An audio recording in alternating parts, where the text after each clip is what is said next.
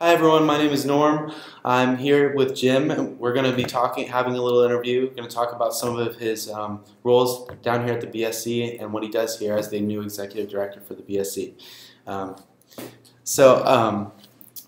How you doing, Norm? I'm good. Thanks for taking the time to do this. And I'm being unprofessional for a second. My mom's calling. Okay, that's done. So tell me a little bit about your background. What draw you to the co-ops? Well, my background is sort of a varied one. I have a law degree after getting my undergraduate degree from Indiana. I got a law degree at Indiana. I practiced law for a little while, and I got in the real estate business. Mm-hmm. So most of my career has been about being a real estate professional, most of it in the commercial real estate world, mm-hmm. in the private sector before about 10 years ago when I joined Harvard University to run a group called Harvard Real Estate. So that was my first exposure to working in an educational environment, to working for a nonprofit, even though Harvard's sort of a different kind of nonprofit than the BSC. And I had a great tenure there, made a whole lot of changes in the organization, made it much more efficient, and then it was time to leave there as a result of some changes that happened in the way Harvard organized itself, and I found my way to the BSC. So you think it might have been a really good transition? For me, I think it's a really outstanding opportunity. My goal at this point in my career is to find a way I can make a meaningful contribution to a mission that I'm passionate about. And while I had the chance to do that at Harvard, I did pretty much everything I could do there, I thought, in terms of my talents and my abilities. I made maximum impact in a lot of different ways, and I felt really good about moving on to find someplace else where I could have a lot of positive impact. And I hope that time will prove that the BSC is that place. Okay. So what caused you to actually choose the BSC as your next endeavor? Well, as I was looking around, I saw the ad you placed in the Chronicle of Higher Education. I was immediately fascinated by the concept of an 80-year-old student-run organization that was doing housing and food service at half the cost of the relevant comparable in the university portfolio. Mm-hmm. I thought, one of the truly disturbing societal trends in my mind over the last 30 or 40 years in America is the rapidly increasing price of higher education and the lack of accessibility of higher education to more and more middle-class Americans. Nowhere has that been more acute, perhaps, than in California, where a lot of budget crunches have led to a lot of increases in the cost of higher education in the Cal system. And in the university system in California, and what once, not that long ago, was an almost free opportunity for residents of California has become very expensive. The mission of the BSC to provide this great opportunity that you provide at so much lower cost and to relieve so many students of the burden of additional debt that they would leave and graduate with, to me, rang true as a wonderful mission to be a part of, and something that I just wholeheartedly endorse, agree with, and am personally passionate about before I ever heard about the BSC. So it seemed like a great way for me to contribute to society and to an organization for the next chapter of my career. That's the same way I feel about it. I love being part of it. I really like the opportunity to have a student leading role. I'm not a professional yet, but I'm still in college, and I get to do this. And hopefully I'll get to do something like what you're doing in the future. Great. Do you feel like you're enjoying yourself? Do you feel really welcomed by this organization? I mean, what kind of things? I know that you've been trying to go around and visit the houses and eat dinner. Yes. I think we invited you. I think we have Davis in schedule. In schedule. Yes, it's on the schedule. The so I'm very excited to come, and I'm looking forward to it. I've been to 5 or 6 houses so far for dinner. It's been great. I feel wonderfully welcomed by the entire organization, the board, the student leadership, the executives, as well as the rank and file member. I've had a blast getting to meet dozens of members so far, and I feel remarkably welcomed, and everybody seems very happy to have me here, and I am thrilled to be here. That's great.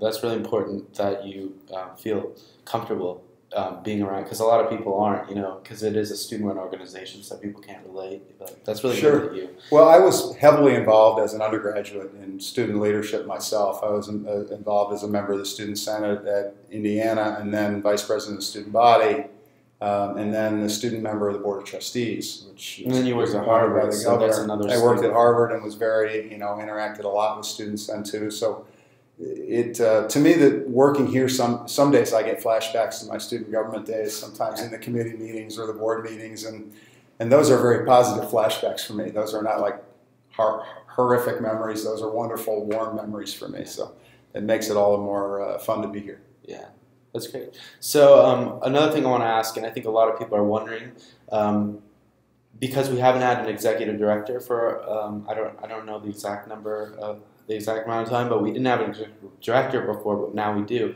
So what kind of responsibilities are you taking with this new role? Sure. Well, Kim Benson was the acting executive director, so she took a lot of the roles and responsibilities, and some of the other roles and responsibilities were divided up among the staff.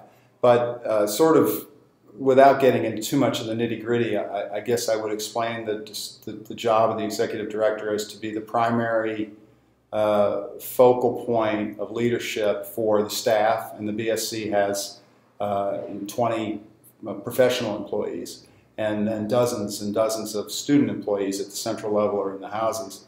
So everything that goes along with managing a staff is really part of the executive director's responsibility. So hiring, firing, training, setting goals for managing, directing, trying to find better ways to do this. And I've managed very large staffs of people before in my career.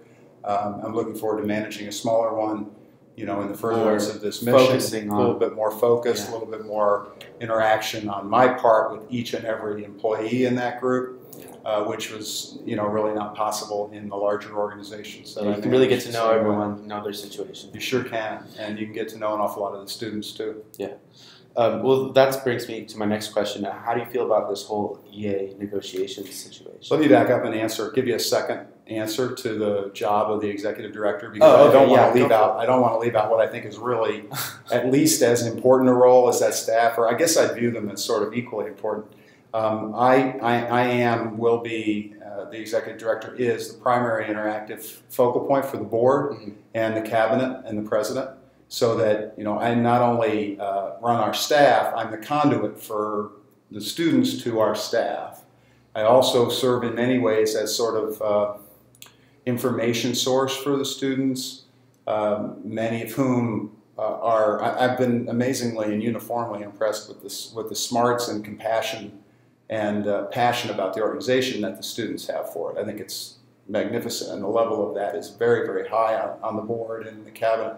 But there's lots of things you guys don't know that you think I might know, so you get to ask me. Of course. That sharing my experience in the professional world and helping guide your decision making and inform and educate you guys about how things are done, what we need to be thinking about here. And that's a two-way street. I get some of that back from you too. But the opportunity to give that a lot to the students is also really a rewarding and positive part of my job. Okay. So now, what was the next question? I was just going to ask, how do you feel about the EA? You're working with all these employees. I know that there's a new result, like the EA negotiations are coming out. I'm really happy, and I think you got an email from me not long ago that was very happy to announce, along with Brenna and Caitlin, Brenna Fallon, the president of the BSC, and Caitlin Kelly Kilgore, who's the head of the union, that we have reached an agreement on all the terms that divide us. We now just need to document that, make sure all the I's get dotted and the T's get crossed, and we're going to have a new contract to sign with the Employees Association. I am very grateful on behalf of the BSC to the Employees Association for agreeing to some fairly significant cuts in their benefits package that will save the organization significant funds going forward and allow us to continue to meet our mission of providing high quality, affordable housing. We have a great and passionate staff that we should be grateful for, and I know many students are. A lot of students, if not all the students, are grateful for the staff that we have that helps get the job done here. They did a great job in agreeing to some compromises that let us reach an agreement. So I think the dispute with the EA is behind us. That has been a sort of consuming and distracting factor since I've been here. So I know that many other people join me in looking forward to getting that in our past and moving the organization forward, starting to get focused on some other productive things. Absolutely. So that, just talking about the future, getting through this negotiations kind of makes me think, what kind of goals do you want to set for as the new executive? Sure, I have I have yet to formulate all the goals that I think I will have, but I do know that there's an overarching goal that I have had in prior jobs and that I know I will have in this one, and that is maximizing the efficiency of the organization so that we can direct the maximum amount of assets toward meeting the mission. Mm-hmm. That doesn't always mean just reducing room and board rates or apartment rents. In our case, that can also mean reinvesting in growth, directing more money to the seismic retrofit of our buildings, which is also a big goal, trying to make... And those are things that we addressed in those the are budget. things that the board addressed, all those things and more in the recent budget meeting. So, this is a $10 million business, if you will. And that's about the annual budget of the place. It's a significant operation, and I believe that my business experience, I believe the reason the board hired me, and one of the reasons is that my business experience gives me a particularly good background to try to drive some better ways and some better ways to build a mousetrap, so to speak, to drive some efficiency. Different ways of looking at things, and hopefully over time we can drive some efficiencies in ways that will allow us to maintain or improve service levels to the students, maintain or improve levels of investment in things like seismic retrofit and expansion fund, and at the same time not increase room and board rates dramatically or even hold them flat if we continue to have some good years. Mm-hmm. So that's sort of the overarching goal. It'll take dozens of sub goals to achieve that every year, but that's kind of the big picture goal. All right.